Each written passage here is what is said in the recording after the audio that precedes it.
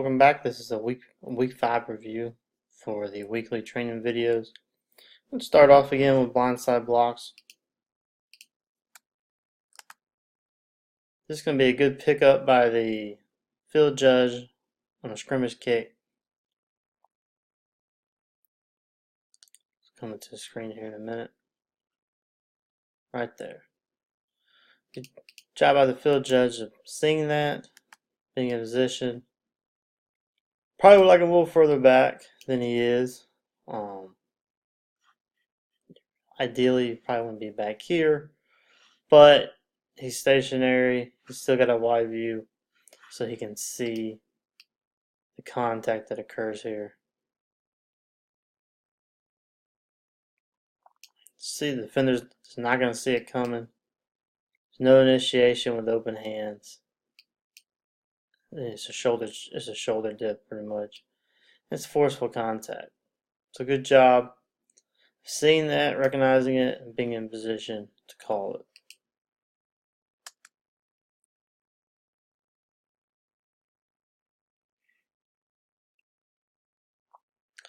Here we're going to have one from a receiver that I think is a legal blindside block. I think he's going to do it in a legal manner. You can see it better in the end zone view.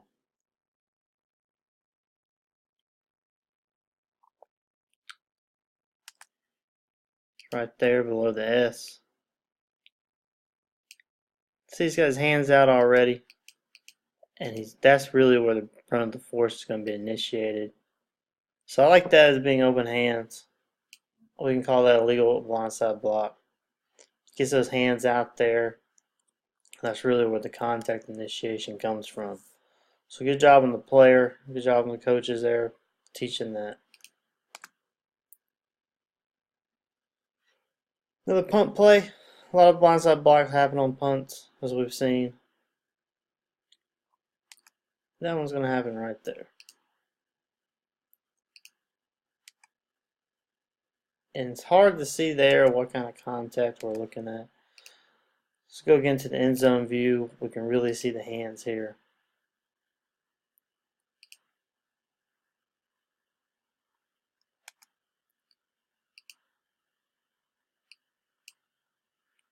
Defender's not going to see it coming. I think he gets those hands out there enough, though. That's really kind of where the contact's initiated, and then he drives up with his chest and shoulders. Again, I think that's legal. He gets those hands out there, initiating with the hands. So I think we would call that one legal.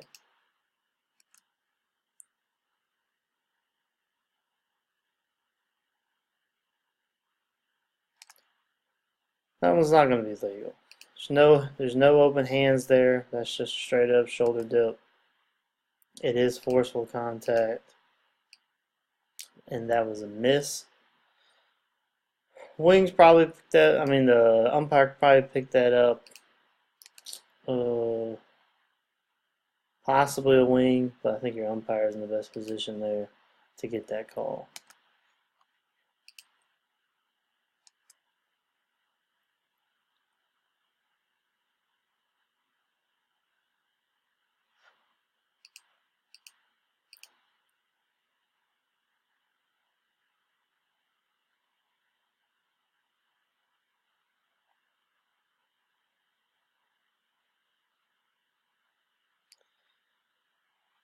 Good flag by the wing right there.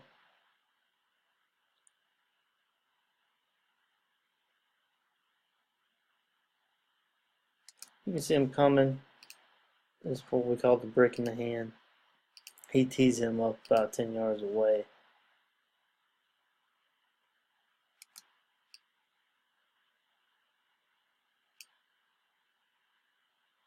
He gets hands out there, but it looks like the contact is initiated with the shoulder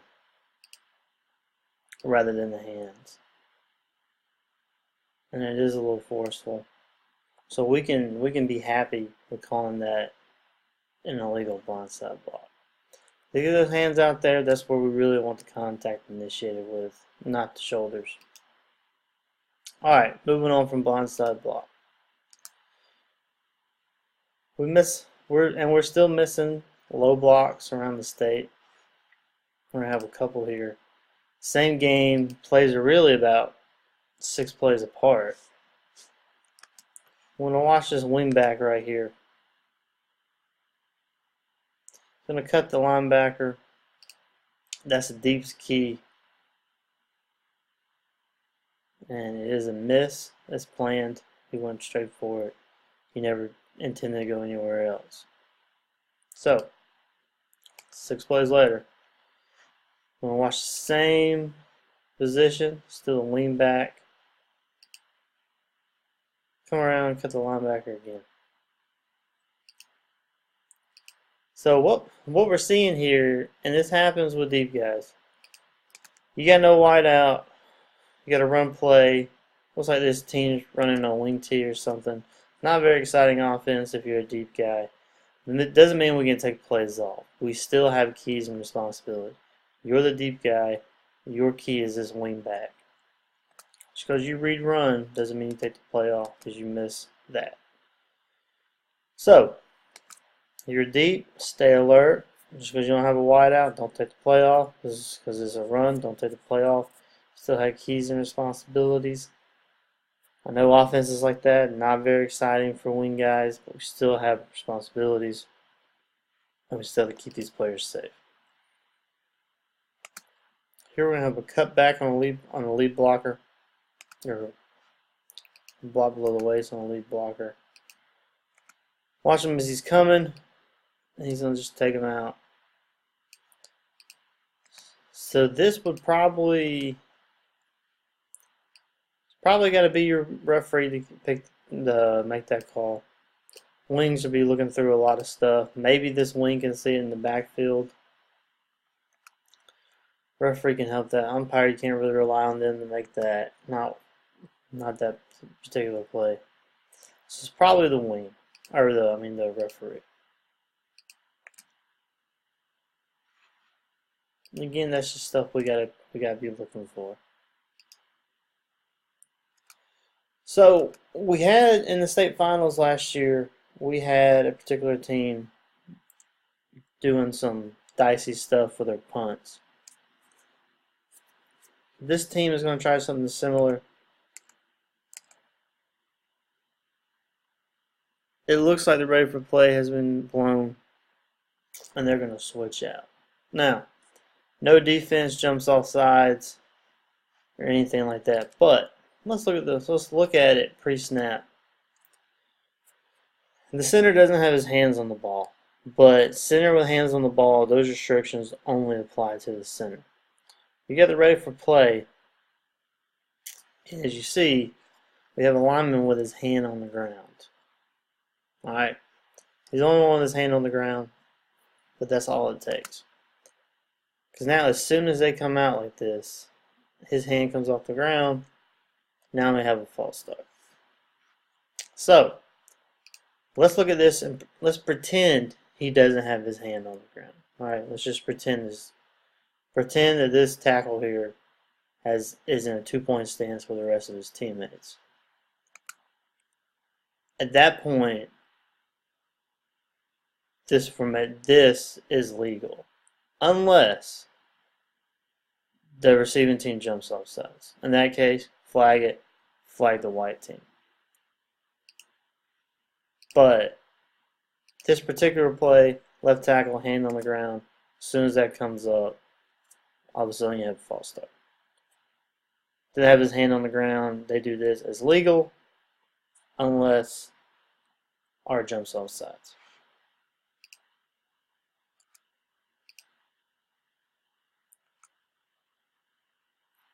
Let's look at some holdings. We haven't had holdings in the training video, so let's look at some here. So watch this center right here.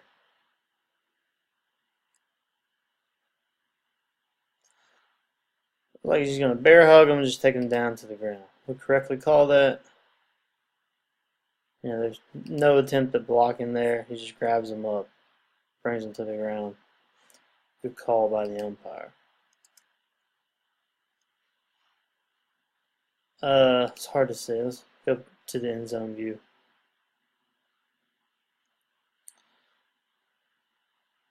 That's not much. We're watching right here. It's not much, but think about it. Does he have a chance to play on the ball? Absolutely. Are the offensive players' feet beat? Absolutely. Is there a grabbing restriction? Absolutely.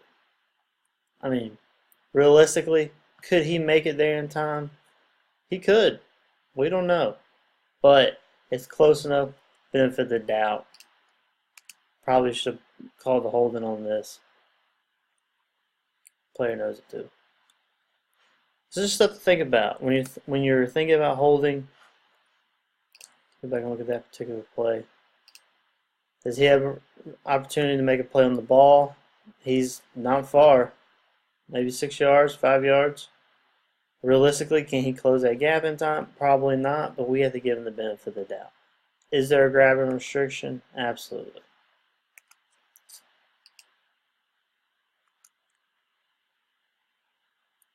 I think this is going to be the center again. No. Watch out here. Got a whole good call by the referee. Good job of looking out for that. See, he's got a hold of him, and he's just going to take him down. And there, the defender had an opportunity to make a play on the ball. He's right there at it, and without that hold, he's probably got that ball carrier in there in the backfield. So good call by the referee there.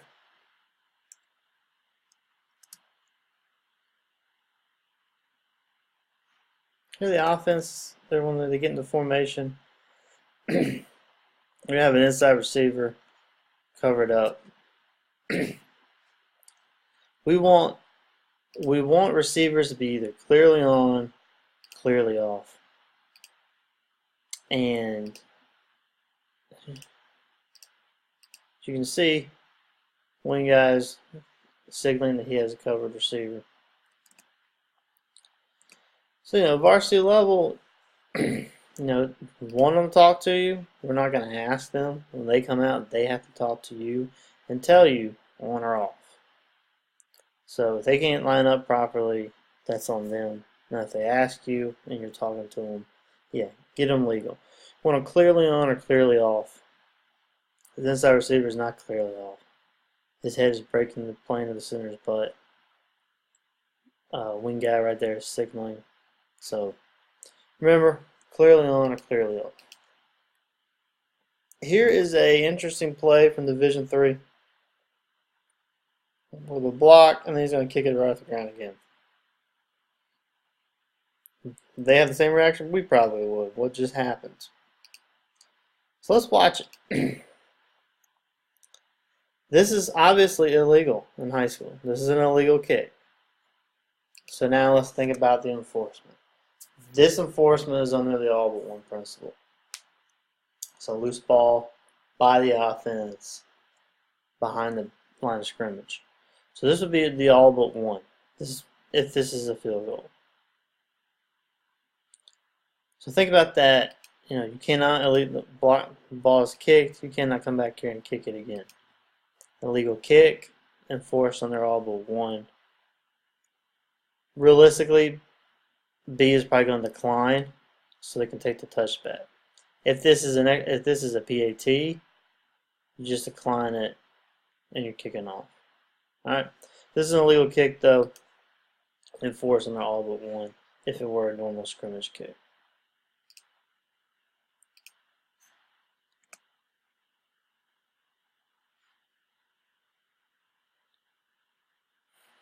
This is a bad miss for intentional grounding.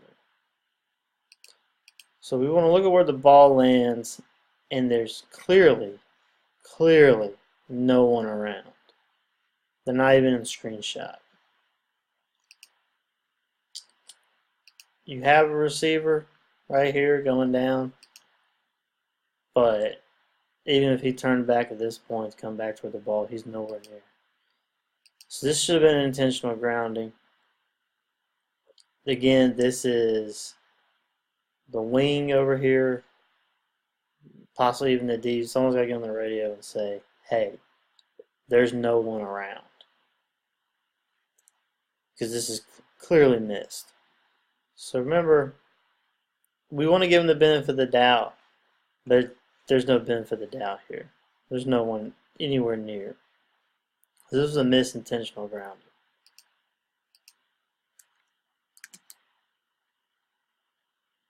Make sure we're signaling backward pass, guys. Because we have a backward pass, and it's obviously a backward pass. But someone's got to signal. Shotgun, straight out like that. According to mechanics, got to be your referee. Wing can help here. Prefer to be the referee, because worse, you really don't want one signaling backward and one signaling forward. So mechanically, shotgun, quarterback out like that is your referee. So we get the call right, but there's no signaling. So it's hard for the players and coaches to determine what happened. And it just makes us look more involved in the game. We're on top of it. Hey, we got a backward pass, especially right here in the end zone. This is a big play because B's going to recover for the touchdown. But just make sure we're signaling backward pass whenever we have one.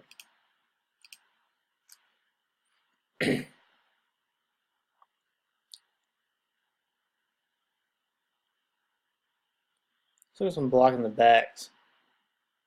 A couple of things going on in this play.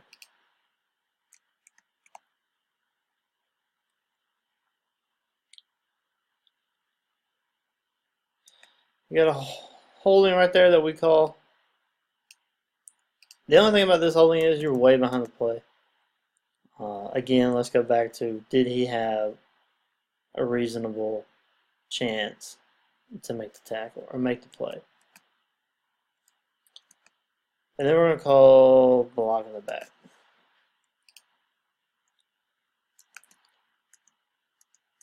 Right there. It looks like the player's already going down.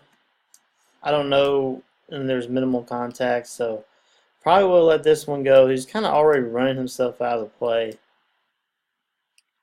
I don't know, it's close. Maybe he had help. That's close. I think that could go either way. The referee chose to flag it. That's fine. But it looks like there's minimal contact, and the defender just kind of ran himself out of the play. Maybe he had help. It's hard to see. So just think about, again, it goes back to the philosophy that we talked about. Did he have a chance to make the play? And was there contact that forced him out of position to make the call? It's kind of the same block in the back we had last week. I probably would have let this go. Like I said, I think he ran himself out of the play.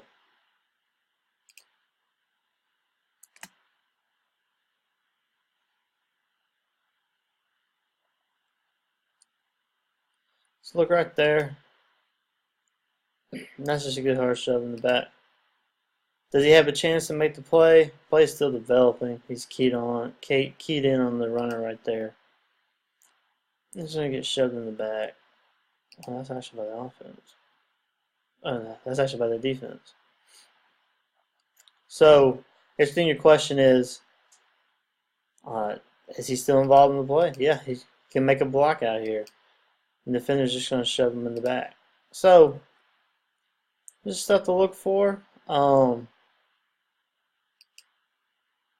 Defense can block in the back, as you're seeing right there. It's not in the rules where they can't block in the back. So just be looking out for that, because that's just a good hard shove in the back. Takes him out of the play. He could have been a blocker. Let's look at a mechanical thing here. Gonna have a deep pass.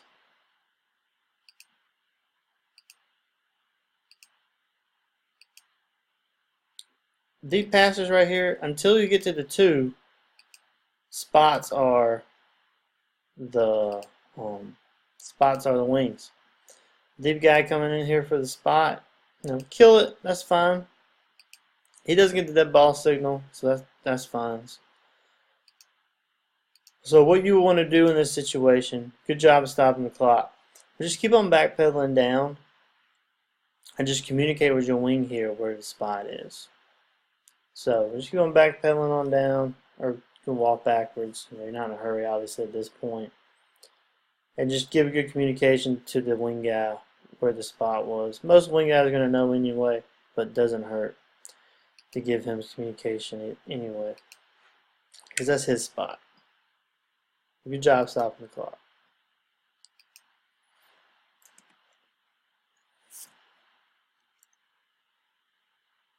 Here we're going to have targeting or illegal helmet contact. See it better on the end zone view.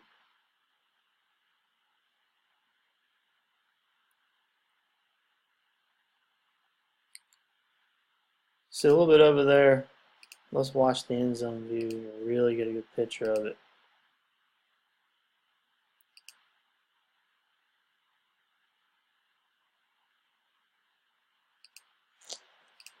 So it's probably not targeting because you don't have the launch, you don't have the force of the contact, you don't have any of that. But you have a defender going high, and the defender initiates the contact above the shoulders. So you do have illegal helmet contact under the definition. So remember, you don't have to have the big launch, the thrust, and all that in order to have the foul here. You have the defender, like I said, he's initiating the contact high. There is substantial helmet contact. In this case, the defender lowering his head. It's not like you got a running back out there in the open field and he's about to be tackled and he lowers his head. Because a lot of times those situations, you still have the defender coming in low. This defender's coming in high. He's going to be the one to initiate the contact. So we should have had illegal helmet contact here. Same penalty as targeting, just different wording. 15 yards, personal foul. Just something to be looking for. Remember, we don't have to have that big blow up and launch. Just initiated contact high. There's helmet to helmet. Should have had 15 yards. Alright, more pop-up kick fun. Just like the one we had a few weeks ago, we'll be very political on this one. I do not think it meets the intention of a pop-up kick, but there is discussion about it. And you just have to go on what the philosophy is for your state. Georgia, originally we said head high, then we kind of came back and said, well, is he looking up? It's just like, does the kicking team have a reasonable chance to get to the receiver before he catches the ball? Alright, you have everything else. It's hard to see here. We can look at the end zone view in a second and see it better. We had the ball being hitting the ground right in front of the tee. So it's driven to the ground. We got one bounce. It's over the kicker's head, yes. But this is not the intention of a pop-up kick. The pop-up kick, you want the kicking team to get there before our player has a chance to catch the ball. And here you don't have that. It's in the second line when R possesses the ball. K is not even 10 yards yet. So I don't think this meets the criteria of a pop-up kick. But as we said before, the Fed rulebook has not been kind to us in this regard. Some states, their philosophies will have this as a pop-up kick. I don't think we do, but again, to be political, if you were to throw it, we couldn't dock you. Pass on it, we can't dock you either. Let's give you a look where it strikes the ground. It's going to strike the ground about right there. You can see it on the ground right now. Let's say again, it's definitely over head high, but 6 feet is pretty low. For me, I think you have to look at, does R have a chance to get there before it? Can K get there before R has a chance to catch it? Here, I don't think they did. I thought it was very steep. Goes to the second row. K's not going to get there before R can. But again, not trying to sound political, but if you had thrown it, no dock. If you pass on it, we can't dock you either. Next year, I hope that we have more clarification on this rule. This is a weird play that we're going to end on. And I'm kind of just going to let you guys kind of discuss amongst yourselves, maybe use as a pregame tool this week. Kind of what happened. This weird play, it's not come from Georgia, it comes from somewhere else. So let's think about, kind of break it down.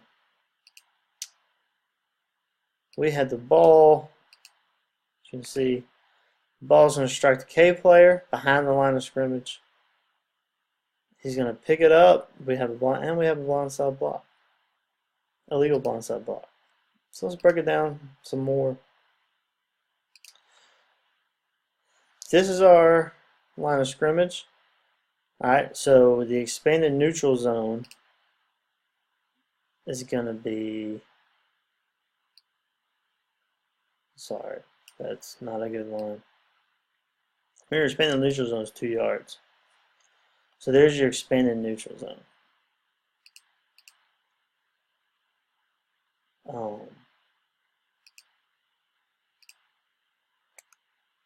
So think about that being there.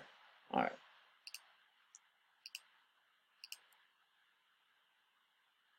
So where does K touch it? K touches it behind the expanded neutral zone.